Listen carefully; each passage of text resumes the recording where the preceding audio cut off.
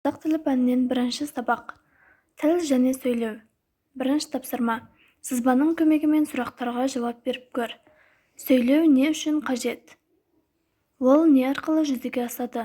Тіл арқылы сөйлеседі, тіл арқылы хабар береді, тіл арқылы пікірлеседі, тіл арқылы білмегенін сұрайды, тіл арқылы кеңеседі. Екінші тапсырма. Өлеңді мұқият тыңда. Теледидар саңқылдап, үйрекке тіл бітірді. Қара қарға қарқылдап, сөйлеп кетті бір түрлі. Абыржымай қаймықты, торғай сайрап тіл қатты. Ал бөтене жалықпай, шешті қиын жұмбақты. Кенет көлге қағаз қонып, басты қоңыр әніне. Ақтан 30 мәз болып, сөйледі деп бәрі де. Тұрсын Елеусізұлы. Шығармашылық үзіліс. Өлең мазмұны бойынша кейіпкер мен сөздерді сәйкестендір. Тіл қатты, жұмбақ шешті. Бұл жерде балалар өлеңнің мазмұны бойынша тіл қатты. Тіл қатты дегеніміз бұл, мысалы біз тілімізбен қатты сөз айтып қоюымыз мүмкін. Адамның жүрегіне тиетін қатты сөздерді айтып қоюымыз мүмкін. Ал жұмбақ шешті дегеніміз бұл жерде біз әртүрлі жұмбақтарды шеше аламыз. Мәз болды, әнге басты. Ақтан неге мәз болды? Шынында құстар сөйлей алама? Ойыңмен бөліс. Құстар шынында да сөйлей алады. Құстар тек бір-бірімен сөйлеседі. Өз ойыңды берілген мәтіндегі оймен салыстыр.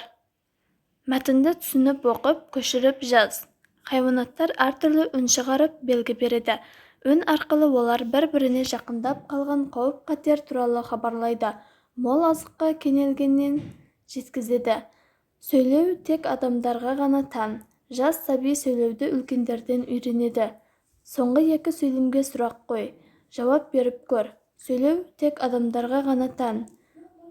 Бұл жерде сөйлеу кімдерге ғана тән деп сұрақ қоя аламыз. Және де жауапқа сөйлеу адамдарға тән. Сұрақтарға жауап беруде сөйлеудің қай түрін қолдандың? Ауызша түрін қолдандым. Суреттерге қара. Оларды сөйлеудің ауызша және жазбаша түрлеріне ажырат. Қыркүйектің 20-сында мектепте ұлттық ойын түрлеріне жарыс өткізіледі. Басталатын уақыты сағат 12:00.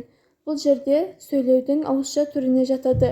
Өйткені қыркүйек болып жазылмайды, қыркүйек болып жазылады. 5-ші тапсырма. Өлеңді жатқа жаз. Балалар, бұл жерде өлеңді жаттап алып, сосын кітапты бекітіп қойып, дәптерімізге жазамыз. Атам мені қуантты, маған берді құлақты. Жақсы сөзді құлағың тыңдасын деп шырағым.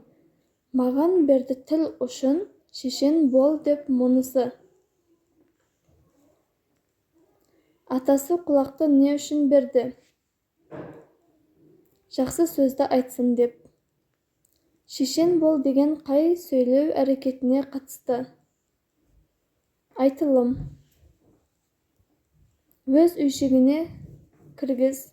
Ойынның ойнайық. Ауызша тілде сөйлеу, жазбаша тілде сөйлеу. Бұл жерде жазылым, жазбаша тілде сөйлеу, оқылым, ауызша тілде сөйлеу, тыңдалым, ауызша тілде сөйлеу,